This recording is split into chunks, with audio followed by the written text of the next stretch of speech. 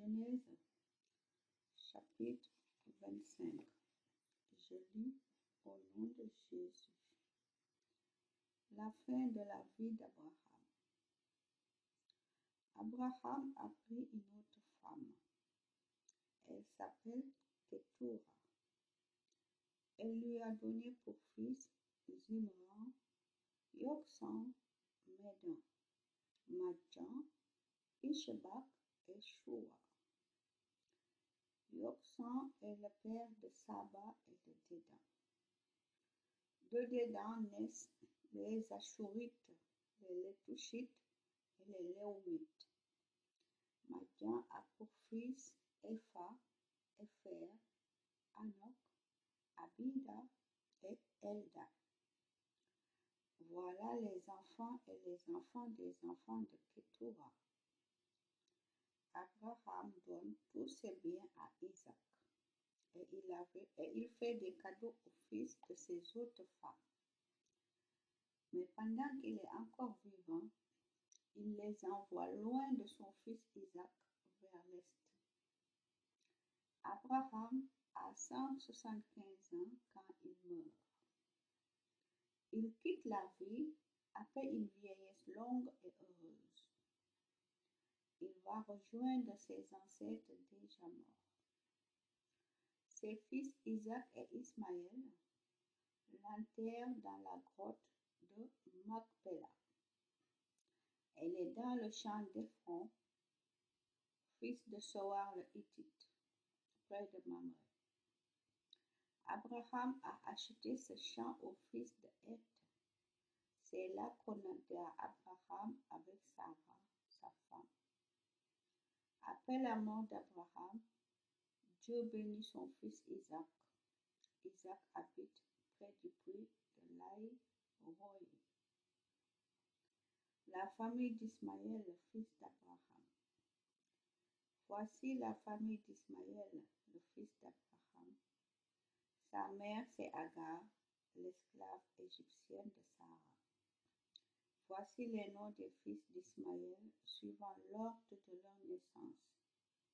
Nebaïot, l'aîné, Kedar, Adbel, Mibsam, Mishema, Douma, Massa, Hadad, Tema, Yétro, Naphish et Kedma.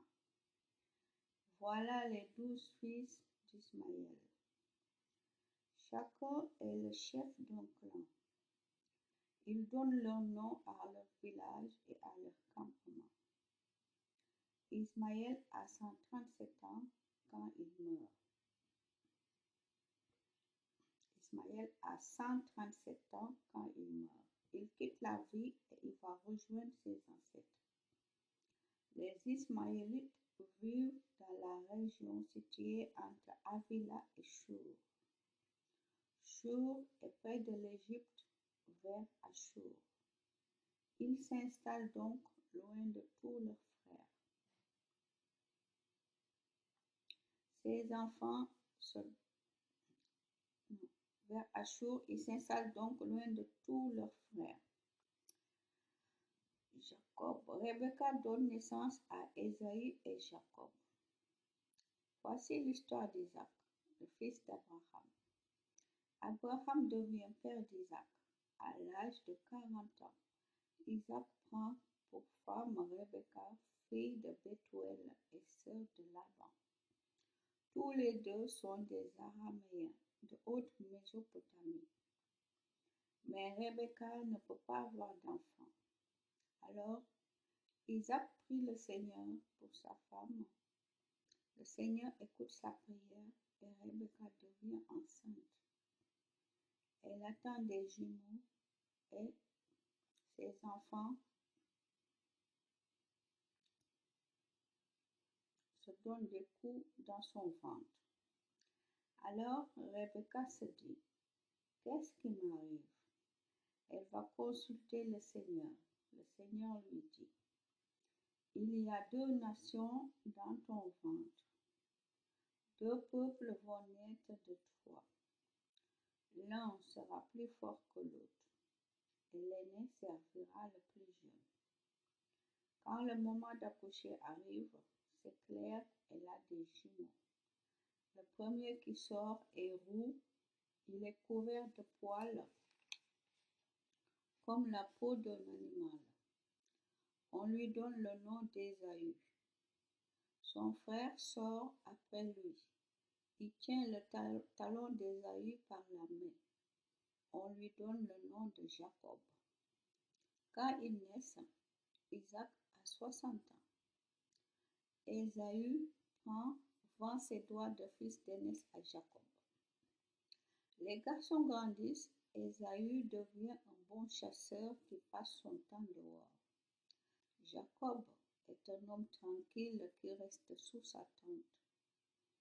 Isaac préfère Ésaü parce qu'il aime la viande de chasse. Rebecca préfère Jacob. Un jour, Jacob prépare un plat. Ésaü revient de la chasse. Il est très fatigué. Il dit à Jacob, je suis très fatigué. S'il te plaît, laisse-moi avaler ton plat roux. Je veux avaler ce plat-là. C'est pourquoi on a donné à Ésaü le nom d'Édom, c'est-à-dire le roux. Jacob lui répond, vends-moi d'abord tes droits de fils aîné. Ésaü lui dit, je meurs de faim. Mes droits de fils aîné peuvent me servir à quoi? Jacob lui dit, jure d'abord. Ésaü fait un serment et il vend à Jacob ses droits de fils aîné. Alors Jacob donne à Ésaü du pain et un plat de lentilles. Ésaü mange et boit, puis il s'en va. Il se moque de ses droits de fils aîné.